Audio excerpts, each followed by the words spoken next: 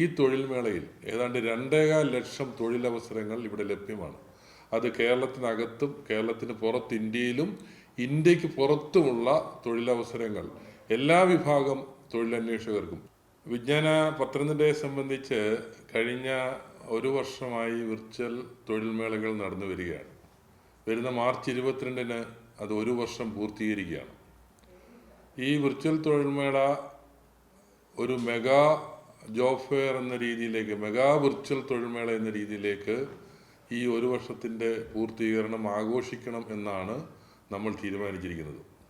അതിൻ്റെ അടിസ്ഥാനത്തിൽ ആറന്മുള എഞ്ചിനീയറിംഗ് കോളേജിൽ വെച്ച് ഓൺലൈൻ ഇൻ്റർവ്യൂ നടത്തുന്നതിനുള്ള എല്ലാ ഭൗതിക സാഹചര്യങ്ങളുമുള്ള ഒരു എഞ്ചിനീയറിംഗ് കോളേജ് എന്ന രീതിയിൽ ആ കോളേജിൽ വെച്ച് ഈ മെഗാ വിർച്വൽ ജോബ് ഫെയർ ഈ വരുന്ന ശനിയാഴ്ച ഫെബ്രുവരി 14 നടത്തണം എന്നാണ് ഇപ്പോൾ നിശ്ചയിച്ചിരിക്കുന്നത്. ഈ തൊഴിൽ മേളയ്ക്ക് ഒട്ടേറെ പ്രത്യേകതകളുണ്ട്.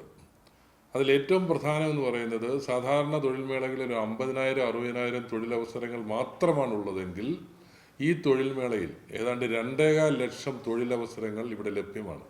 അത് കേരളത്തിനകത്തും കേരളത്തിന് പുറത്ത് ഇന്ത്യയിലും ഇന്ത്യക്ക് പുറത്തുമുള്ള തൊഴിലവസരങ്ങൾ എല്ലാ വിഭാഗം തൊഴിലന്വേഷകർക്കും SSLC, +2, degree, BTech, diploma, ITI തുടങ്ങിയ എല്ലാ വിഭാഗത്തിലുള്ള തൊഴിലന്വേഷകർക്കും ഈ 2.25 ലക്ഷം തൊഴിലവസരങ്ങളിൽ ലഭ്യമാണ്. അതാണ് ഒന്നാമത്തെ പ്രത്യേകത. രണ്ടാമത്തെ പ്രത്യേകത എന്ന് പറയുന്നത്, ഇതിനകത്ത് നമ്മുടെ ഗവൺമെൻറ്, സംസ്ഥാന ഗവൺമെൻറ് ലക്ഷ്യമിടുന്ന സാമൂഹ്യ നീതി ഉറപ്പാക്കുന്ന രീതിയിലുള്ള ഒരവസരം തൊഴിലന്വേഷകർക്ക് ഇതിൽ ലഭ്യമാക്കിയിട്ടുണ്ട്. അതായത് ഫിസിക്കലി ചലഞ്ചഡ് ആയിട്ടുള്ള, ശാരീരിക പരിമിതികൾ നേരിടുന്ന തൊഴിലന്വേഷകർക്ക് ഇതിൽ ഒട്ടേറെ തൊഴിലവസരങ്ങൾ ചില കമ്പനികൾ ലഭ്യമാക്കിയിട്ടുണ്ട്. ശാരീരിക പരിമിതികൾ മാത്രമല്ല, സമൂഹത്തിൽ ഒറ്റപ്പെട്ട് കഴിയുന്ന ഭിന്നശേഷിക്കാരായിട്ടല്ലാത്ത ഉൾപ്പെടെയുള്ള നമ്മുടെ ട്രാൻസ്ജെൻഡർ, മെയിൽ ഫീമെയിൽ വിഭാഗങ്ങൾക്ക് മാത്രമായിരുന്നു മുൻ തൊഴിൽ മേളകളിൽ അവസരമെങ്കിൽ ഇവിടെ ട്രാൻസ്ജെൻഡർ വിഭാഗങ്ങൾക്കും ചില തൊഴിലവസരങ്ങൾ ലഭ്യമാണ്. അപ്പോൾ സ്വാഭാവികമായിട്ട് സംസ്ഥാന ഗവൺമെൻറ് ലക്ഷ്യമിടുന്ന സാമൂഹ്യ നീതി ഉറപ്പാക്കുന്ന, സമൂഹത്തിൽ പിന്നോക്കം നിൽക്കുന്ന തൊഴിലന്വേഷകരെ കൂടി കണക്കിലെടുത്തുകൊണ്ടുള്ള ഒരു തൊഴിൽ മേളയാണ് ഇതെന്നുള്ളത് രണ്ടാമത്തെ പ്രത്യേകതയാണ്.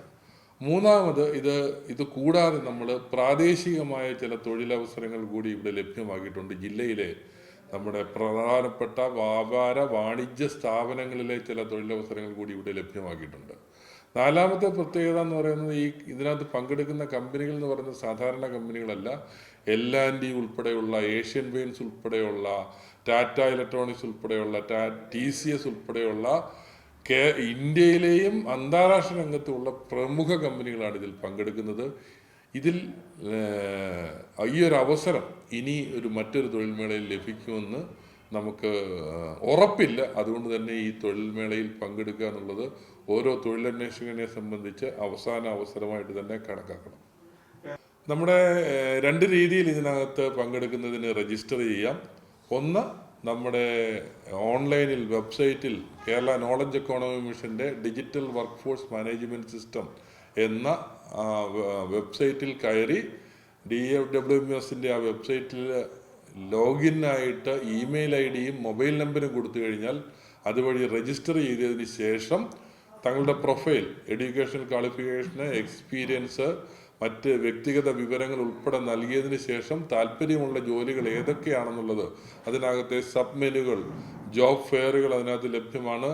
അതേപോലെ തന്നെ ജോബ്സ് എന്തൊക്കെയാണെന്നുള്ളത് കൃത്യമായിട്ട് ലഭ്യമാണ്. അത് കൃത്യമായിട്ട് സെർച്ച് ചെയ്ത് തങ്ങൾക്ക് താല്പര്യമുള്ള അനുയോജ്യമായിട്ടുള്ള തൊഴിലുകൾ തിരഞ്ഞെടുത്ത് അപേക്ഷിക്കുക എന്നുള്ളതാണ് ഒന്നാമത്തെ രീതി. രണ്ടാമത്, നമ്മുടെ ജില്ലയിലെ 8 ബ്ലോക്ക് പഞ്ചായത്തുകളിലും 4 മുനിസിപ്പാലിറ്റികളിലും ജോബ് സ്റ്റേഷൻ പ്രവർത്തിക്കുന്നുണ്ട്. ആ ജോബ് സ്റ്റേഷനിലേക്ക് നിങ്ങൾക്ക് നേരിട്ട് ചെന്ന് കഴിഞ്ഞാൽ എന്ത് സഹായവും ഒരു തൊഴിലന്വേഷകനെ സംബന്ധിച്ച് ലഭിക്കും. ഈ തൊഴിൽമേളയുടെ മറ്റൊരു പ്രത്യേകത എന്ന് പറയുന്നത്, ഞാൻ നേരത്തെ സൂചിപ്പിച്ചതുപോലെ നമ്മുടെ കേരളത്തിനകത്തും പുറത്തും ഇന്ത്യക്കകത്തും തൊഴിൽ അവസരങ്ങൾ മാത്രമല്ല, ഇന്ത്യക്ക് പുറത്തുള്ള ഒട്ടേറെ തൊഴിലവസരങ്ങളുണ്ട്.